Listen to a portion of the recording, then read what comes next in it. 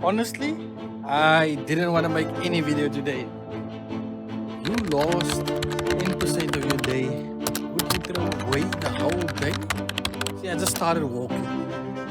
I knew when I started walking, I'm gonna press record because I didn't want to record any video today. I woke up this morning and, to be honest, most of my day was lost. And I guess this is my reset.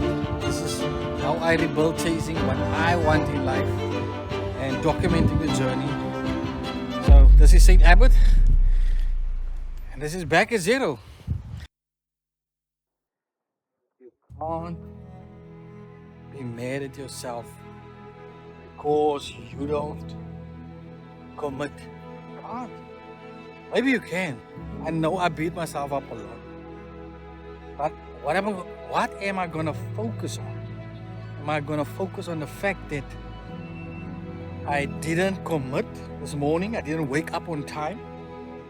Or am I gonna focus on what can I do now with the remaining amount of money?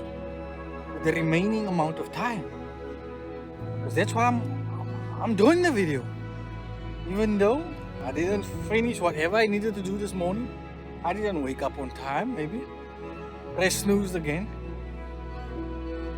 Meaning timing is all off.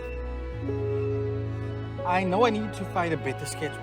So what I'm doing now is I'm actually just experimenting with the time, experimenting with my morning routine, see what works for me. Every day trying to chop and change and get something going. See, at the end of the day, you want to enjoy your life. And you have to decide what is important to you and how you reach your goals. I promise you, if you give yourself grace more, you will come back tomorrow stronger than ever. And the next day stronger than the next day. I know for weeks I can work. And then maybe I lose a week or two a year. Doesn't matter. Keep coming back. Keep restarting, keep rebuilding, because you always gonna lose some focus. Let's be honest. There's always gonna be a loss of focus. Your sight, your vision will be blurry, unclear for a moment. Your goals, your thoughts will be unclear for a moment in time, and it's gonna be repeated every now and then. You're gonna find your focus, you're gonna find your drive, you're gonna find your fire, you're gonna find thing gives you action. See, I keep telling guys, doubt and faith, right? It's both belief. And the thing you focus on will make sure you will move forward or you will quit, you will go backward. Who wants to quit? I love the analogy or the example they use when they say, imagine you walking to a shop because you're hungry. And along the way, you stop because it's too far. When you go back, every time you decide to go back, just remember, it's going to take longer for you to actually reach your goal, your potential, the place you want to be. You turn back and come. Promise you again, you will not reach your destination. The only way for you to see if you can actually achieve the goal is if you never turn back. But we are human. We're going to turn back. At some point, you're going to quit at something and find a new thing. Maybe you're going to stick on this one. The only way for you to do it, narrow vision is the only way. You have to narrow your vision and don't focus on the distractions all the time. If distractions creep in, if there is distractions, your narrow vision is not working, it's okay. Give yourself grace, because there's gonna be days like that. You're gonna feel discouraged. It's fine.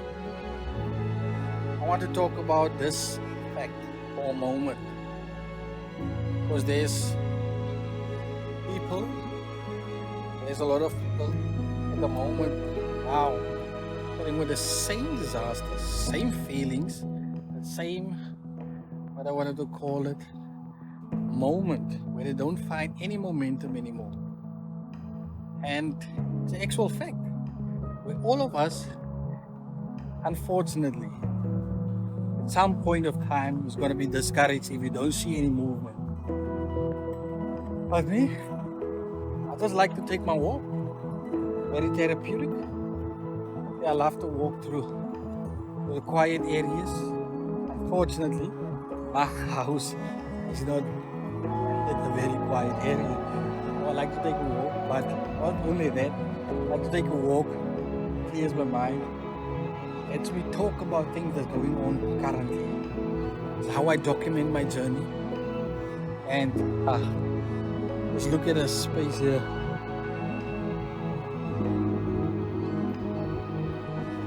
Oh, my camera angles is, see, maybe just walk into some nature. My surroundings, so not like it's a tranquil island or something, but at least there's you can just relax a moment, start walking and get your head cleared. Maybe sit on some of the backgrounds and stuff. I used to get so anxious when I need to get silent on camera. It was like, what is the point? Is there even a point? I don't know what to say now, but just enjoy the moment.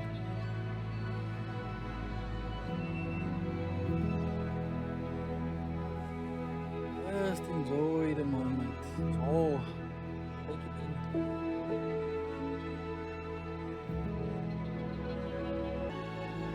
I believe if I amount to the success or get the success that I desperately want in life, it's not only going to change my life, it's going to change everybody's life in my family.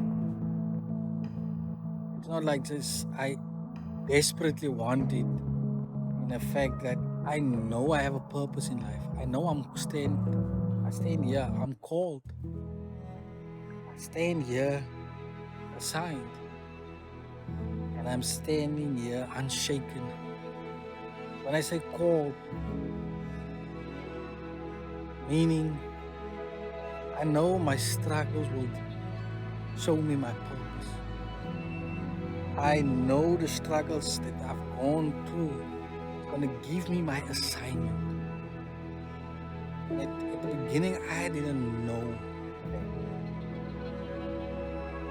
But now I'm thankful for what I went through, because now I know. Because of what I went through, I do have a message today. I have a message that I put in a book that might help someone out there who might feel ashamed, might feel discouraged, might feel that they are hitting a wall and there's nowhere out for them. Hitting the wall, all about how to break the survival cycle. And that's what we want to do in life. I want to help people break the survival cycle. I want them to actually help them to create income producing assets and change their life for the good, for the better. Imagine if I can help 1 million people in my life. Imagine if I just document everything and my child can see the image of me longer, see who I am longer after I've passed away. Imagine them being able to read my books, things that I didn't have the power or couldn't teach them at that moment. Wouldn't that be an amazing thought? So I'm not just doing this for me. Sometimes it sounds selfish that we have to make money out of everything. But the thing is, the world works on money. And unfortunately, money solves a lot of problems. But we have adapted